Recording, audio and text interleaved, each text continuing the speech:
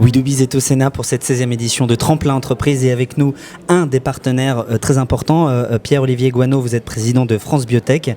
Pourquoi c'est important d'être encore ici au Sénat pour soutenir les entrepreneurs ?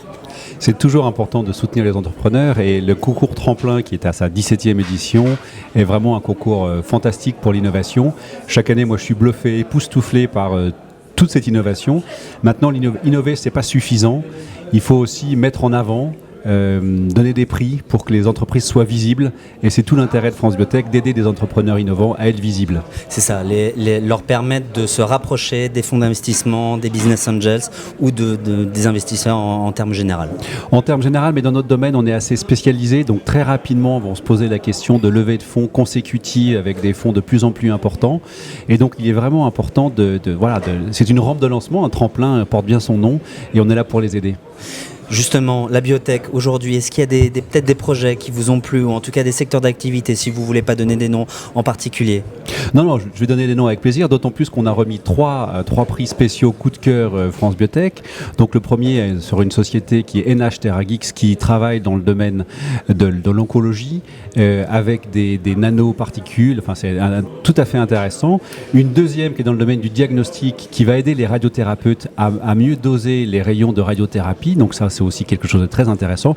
Et la troisième, encore plus originale, qui résout un problème alimentaire mondial, peut-être de demain, qui est la production d'insectes en tant que nourriture. En tant que nourriture, en tant que farine. En tant que farine, et c'est assez amusant de voir ce projet. On est en 2016, ça vient de se finir l'édition Tremplin Entreprise. Pour 2017, est-ce qu'il y a peut-être déjà des idées, des chemins à prendre pour essayer de mieux aider encore les entrepreneurs ? Non, mais il y a 200 chemins. Ce qui est extraordinaire dans notre secteur, c'est qu'il y a un foisonnement d'innovation. Et encore une fois, le problème n'est pas d'innover. En France, c'est une terre d'innovation fantastique. Le problème, c'est de financer. Et je me suis permis tout à l'heure de faire une remarque et de dire, oui, c'est le paradis d'innovation la France, mais on est loin d'être le paradis du financement. Il faut absolument faire en sorte de flécher l'épargne des Français vers les industries d'avenir, puisque nous sommes les créateurs d'emplois de demain. Et encore une fois, quand je vois que les institutionnels préfèrent investir à taux négatif en Allemagne, il y a quand même des vraies questions à se poser. Il faut vraiment mobiliser l'épargne sur les fonds d'investissement qui sont les pourvoyeurs d'emploi finalement de nos jeunes chercheurs. Vous avez vu sur les podiums, il y avait beaucoup de jeunes. Mais de quel type d'investissement on parle ? Parce que l'amorçage, il y a aussi pas mal de choses qui existent déjà. Là, vous parlez vraiment des investisseurs pour développer, pour aller à l'international, pour être plus grand encore. Dans la chaîne du financement, on peut dire que l'amorçage va plutôt bien. Là, la BPI, bravo, coup de chapeau, et les fonds d'amorçage vont très bien.